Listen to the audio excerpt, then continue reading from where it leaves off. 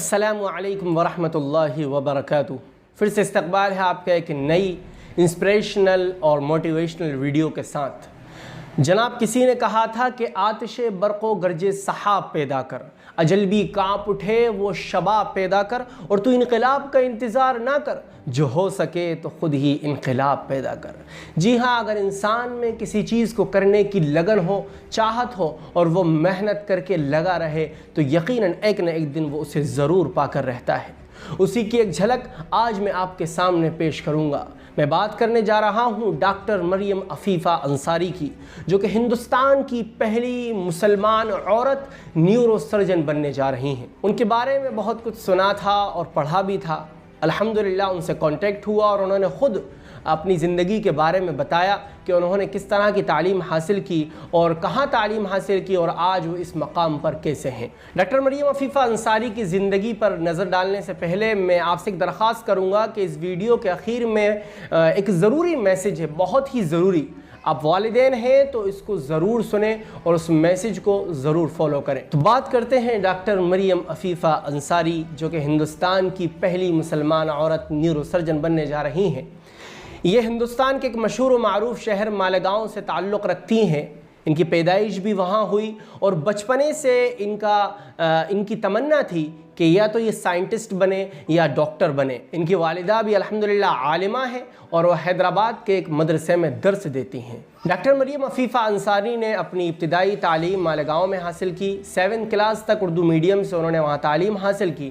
اس کے بعد وہ اپنی والدہ کے ساتھ حیدرآباد آئیں اور SSC بورڈ سے انہوں نے 10 کلاس کا ایگزام دیا اردو میڈیم سے، جس میں انہوں نے گولڈ میڈل حاصل کیا۔ اس کے بعد ایک ایگزام ہوا ٹیلنٹ سرچ، جس میں انہوں نے پورے حیدرآباد میں ٹاپ کیا، جس کی وجہ سے انہیں حیدرآبادی کے ایک کالج MS جونیئر کالج میں فری آف کاسٹ ایڈمیشن ملا۔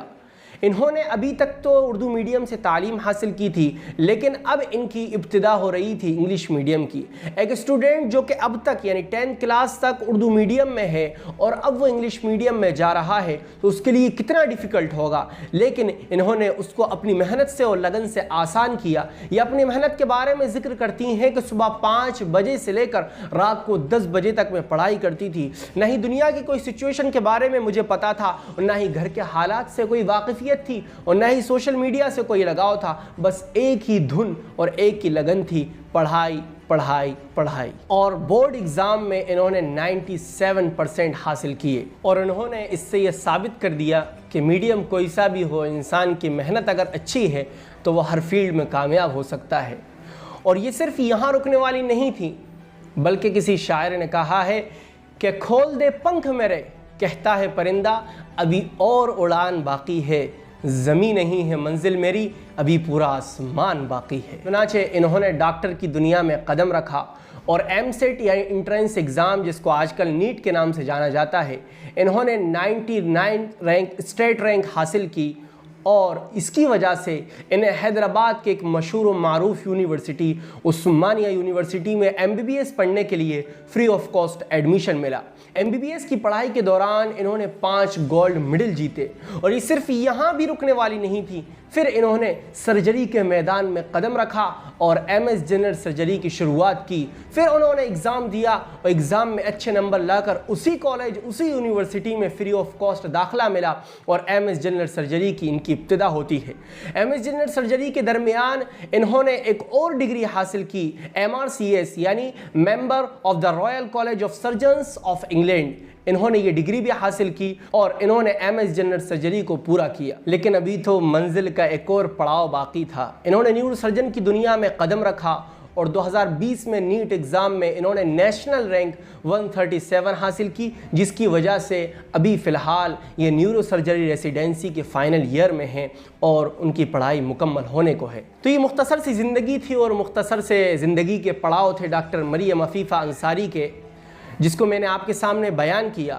ان کی زندگی سے کئی سبق ہمیں سیکھنے کو ملے اور انہوں نے خود کہا اسپیشلی مسلمان اسٹوڈنٹ کو کہ don't give up, never let anyone say you can't do it, prove them wrong by achieving it, یعنی کبھی بھی ہمت نہیں ہارنا، ہمیشہ اپنے آپ کو پروف کرتے رہیں اور جو لوگ آپ سے یہ کہتے ہیں کہ آپ نہیں کر سکتے ان کو آپ کر کے بتائیں۔ اور انہوں نے کہا کہ اسپیشلی مسلم کمیونٹی میں لڑکیوں کو پڑھانا ایک غلط سمجھا جاتا ہے۔ اگر لڑکی کو پڑھنے کی چاہت ہے اور اس کے اندر ٹیلنٹ بھی ہے تو ماں باپ اس کو سپورٹ کریں اور دین کے سائے میں رہ کر اپنی نگرانی میں اس کو پڑھائیں اور ایک مثال قائم کریں۔ اور اگر انسان خود سے وعدہ کر لے، مضبوط ارادہ کر لے اور محنت کو زیادہ کر لے تو وہ ایک نہ ایک دن اپنی منزل کو پا لیتا ہے۔